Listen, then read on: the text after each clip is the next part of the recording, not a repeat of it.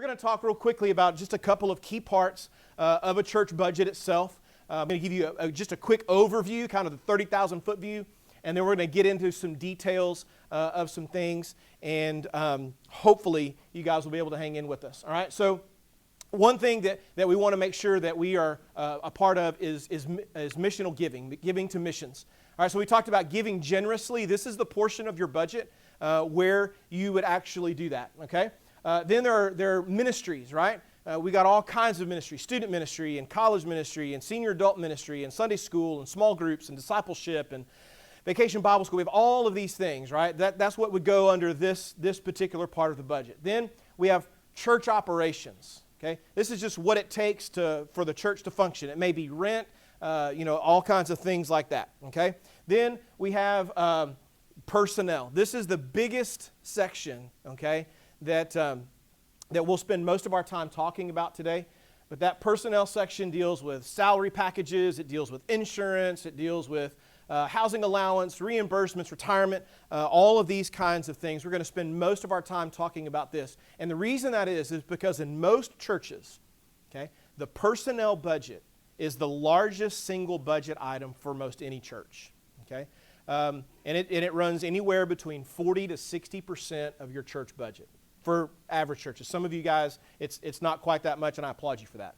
All right? And so anyway, this is just a simple overview of the big pieces, the big rocks that need to go into the jar first before we start putting some other things in to make sure that everything fits. All right? So let me go back. Let me go back right here real quick. So let me just give you a quick kind of bullet by bullet kind of idea here. So missions. Giving to the cooperative program.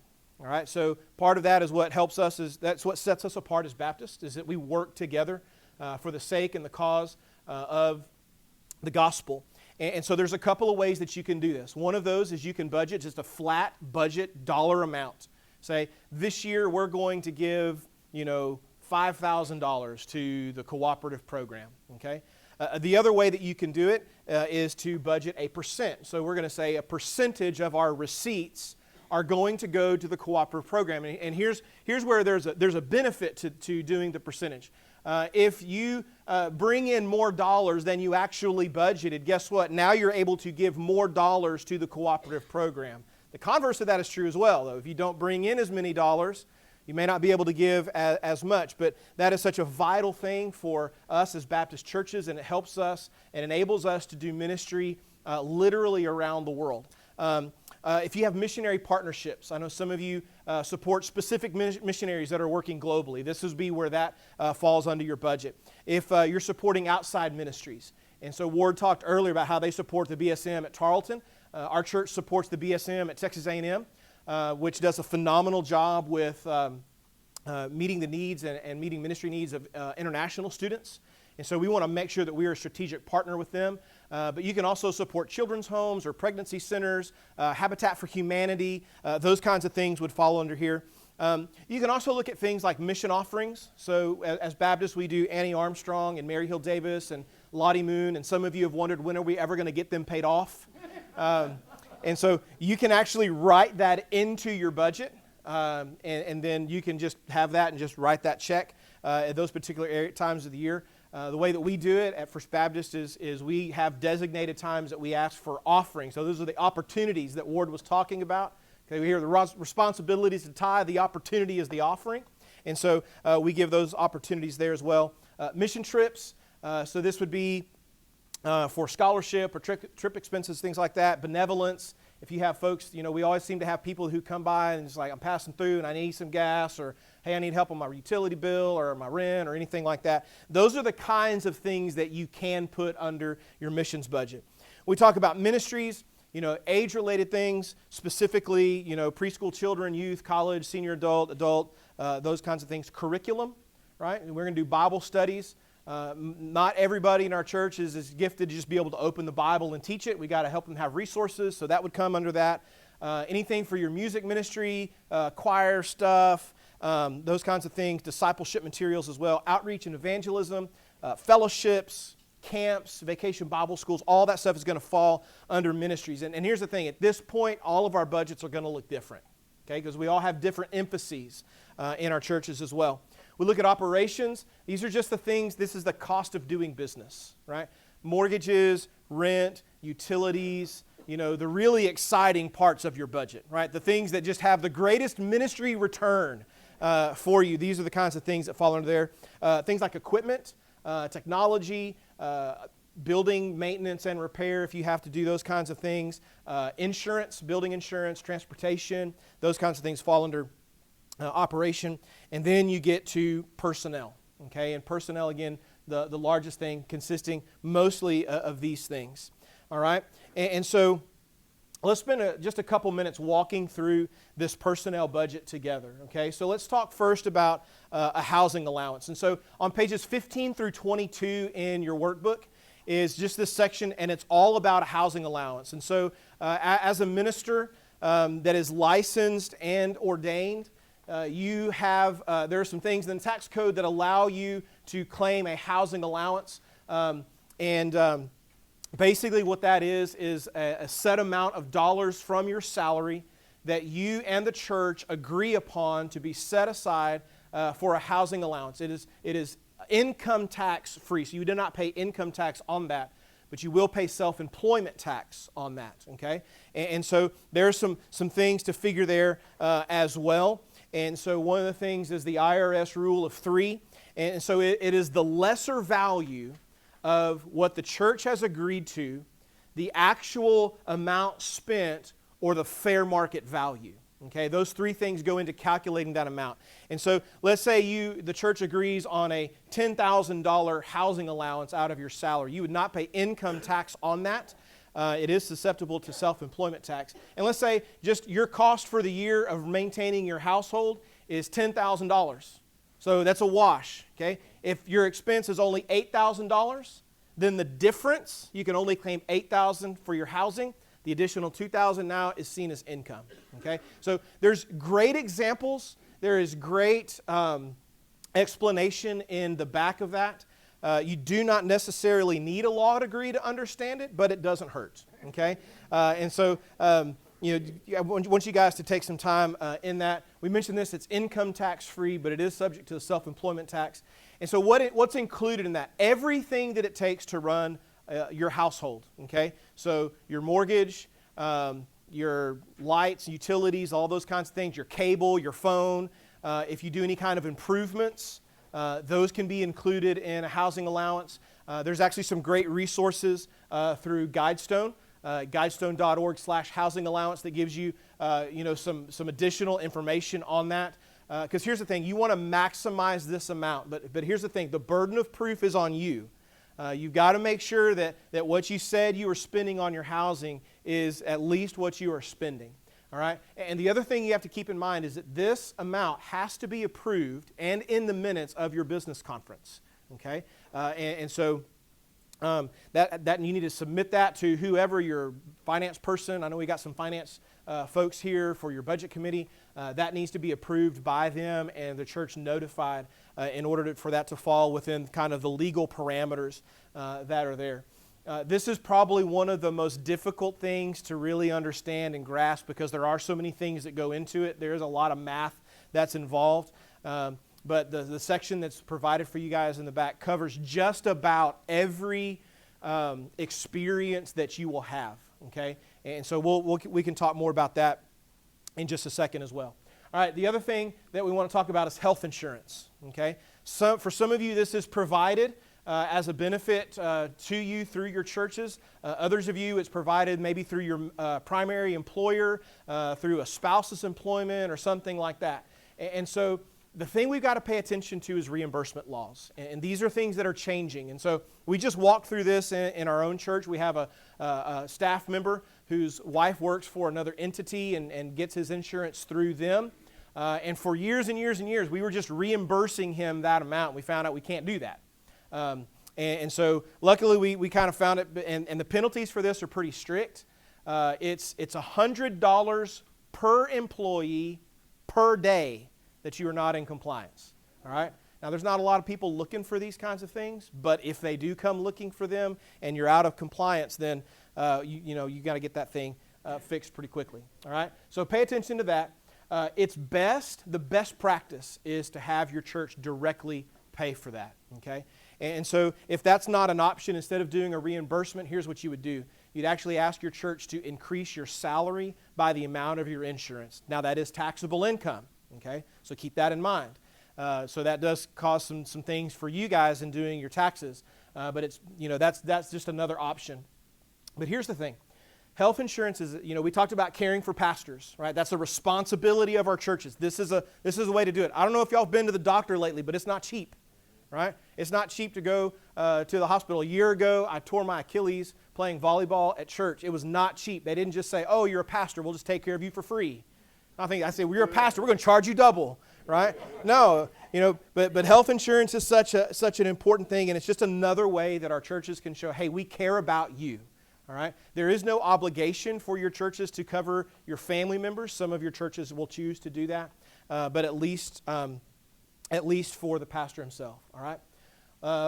Let's talk about reimbursements. I'm going to handle this. There's two ways to do this. One of those is to put it actually under the salary item in your personnel budget. I myself am not personally a fan of that because the tax liability is on you for anything that is not used or expensed. But here's some things that can go into that.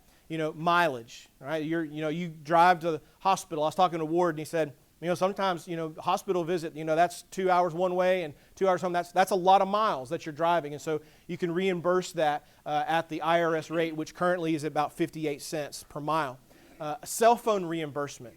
Okay, now keep in mind, this is not your family's plan. Okay, this is just yours.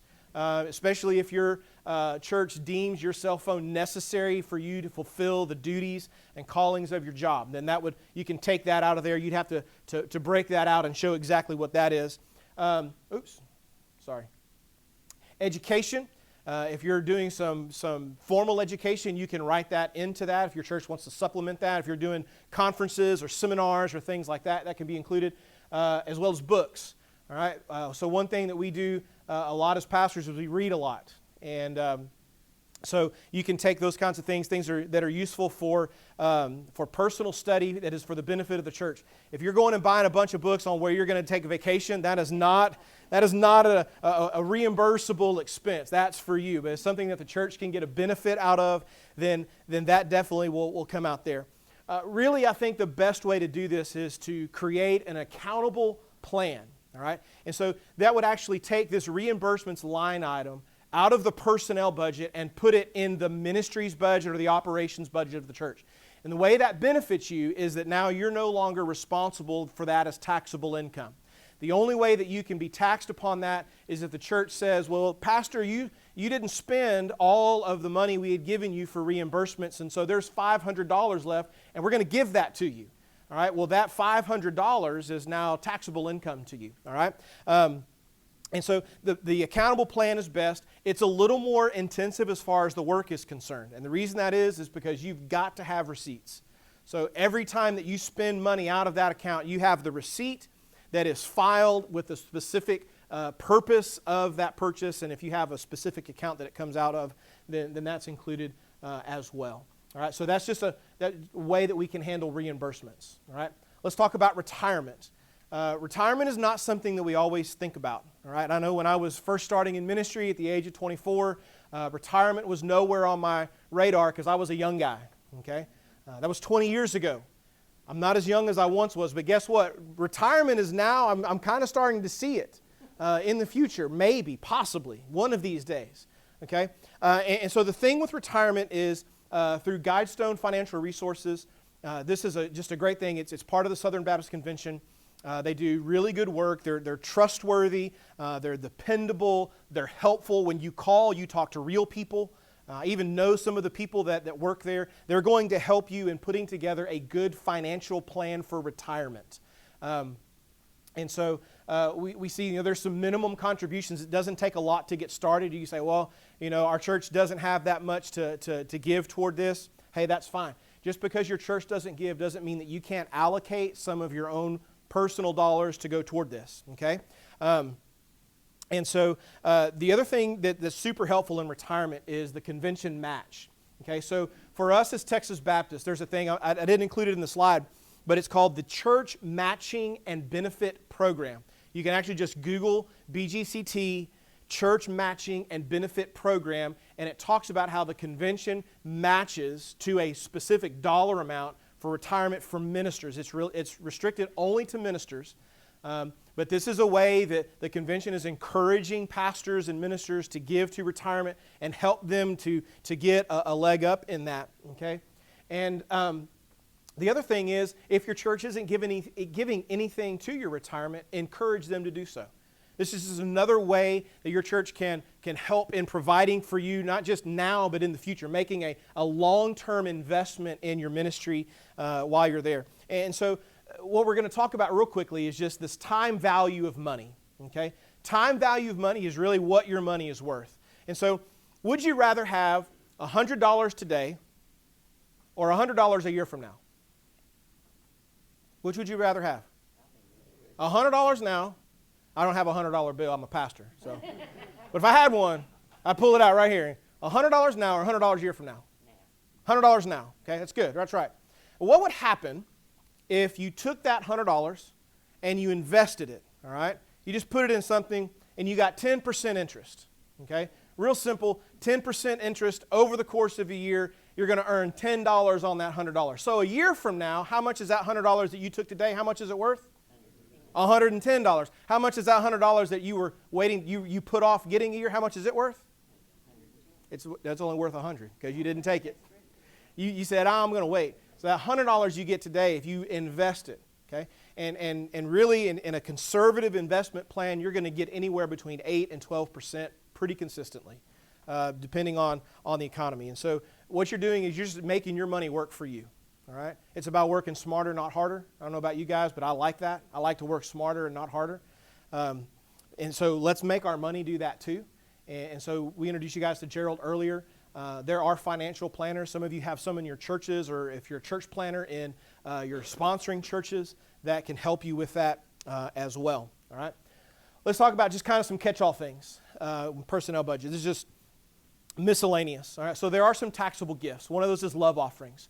And so if you do weddings, if you do funerals, if you speak at a men's steak dinner, if you speak at a women's event, some kind of training or whatever, and they give you a love offering, that's taxable income. Okay? If you get a Christmas bonus at the end of the year, church goes, man, you did such great work this year, Pastor. We're gonna give you a bonus of $100. That $100 is taxable. All right? Just so you know that. And then also, any kind of gifts of reasonable size are taxable income. Somebody goes, man, Pastor, it's great. It's October. It's Pastor Appreciation Month. Man, here's a nice pen and pencil set. Okay? Well, that's really not a significant value, unless it's like 24 karat gold. That's significant value. You know, on the other hand, if your church says, man, Pastor, you've done such a great job. Here's the keys to a brand new F-150. That's taxable income. All right? So just kind of keep those things in mind. And then how do we handle... What church is that? I know, right? You going to polish up that resume, huh, Stephen?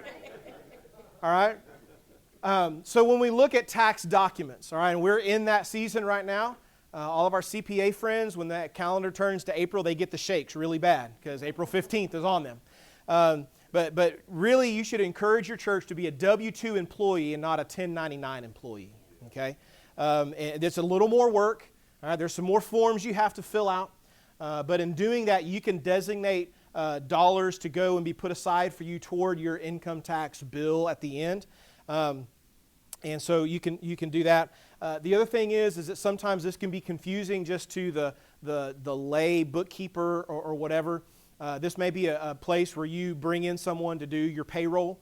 It's going to cost you a little bit, but this is something that they do all the time. And they prepare those kind of documents and say they know exactly what they're doing. So it's going to cost you some on the front end, but the heartache and pain on the back end is way less. And so that's just another thing. One final thing I want to talk about, and is the non-budgeted operating fund. All right, we just went through this process in our church of trying to rename, this. What do you do with the money that you have left over at the end of the year? Okay. And so let's just say you are really good on the expenditure side of things and you didn't spend all of the money that people gave to your church. how do we account for that, and what do we do with it? And so, again, we've got to name those dollars. And so for a long time, we just called this a contingency fund. And we cleared everything out from our fiscal year at the end of December, and we had $1,000 left. Okay, what do we do with that $1,000? Well, if we don't name it, we can't do anything with it. And so we created this contingency fund. All right, it becomes like an emergency fund for us. So we just put that money aside, and our budget committee has they have the authority over that account. And so, say student pastor comes and he says, hey, we need to buy a new Xbox for the youth ministry. I didn't budget for that because I wasn't expecting it to go out, and they've just come out with a brand new one. And we want our kids to have the best. Would it be possible for you guys to allow me to have money to buy that? And our committee would say, sure, or no, or whatever. And so this fund is it's funded by receipts over disbursements in a given year. Just think about this as your emergency fund. Okay? You can actually build an emergency fund into your budget. You can make that as a line item saying, hey, every month we're going to put aside X number of dollars in case of emergency, because emergencies happen. And here's what I've learned in 20 years of ministry. If it's going to happen on Sunday morning. Your air conditioner is going to go out on Sunday morning. Your computer is going to crash on Sunday morning. The projector is going to die. The bulb will burn out on Sunday morning. It will work fine on Saturday, but on Sunday morning, that thing is going to die. All right? So what do? Emergency fund. Take care of those things. Look, this is a quick overview. All right? Your budget may look really different than this, but I wanted to leave you guys with just some helpful resources. So we have a lady at our church that she's our business administrator, and she handles all of this stuff for us. And so I asked her a couple weeks ago. I said, Sarah, I'm going to go teach this seminar on church budgeting for pastors. What can you give me to share with them? And so I just brought a couple of things to share with you. Most of these came off of these sites that you see here: Guidestone, Church Law and Tax. Richard Hammer does a lot of things. But there's some other things some of these resources are free. Like this is a book you can buy, Church Compensation. It really deals with personnel issues. This one, I believe, is free through ECFA. It's the Church and Nonprofit Tax and Financial Guide. All right, and they're not long, but they're tedious to read. A lot of policy. And then there are some other things in here that you guys can look at. This is one of those resources, the Tax and Law Report. It's actually put out by Christianity Today as the publisher, but it comes from Richard Hammer, who does a lot in church law and tax things like that. They also do, this is free, by the way. Just sign up to get it. There's one called Church Finances Today. It just kind of keeps you up to date on what's happening, laws and policies that are being passed. This is free. All you got to do is sign up for it. And then they have this one here is just some of the older things from church law and tax to kind of help keep you abreast as well. But there are tons of free resources that are out there. And so these places that we've got listed here are just a couple of those. And so we encourage you guys to look at that. It's not rocket science, but it will just take some time to be familiar and to do those things.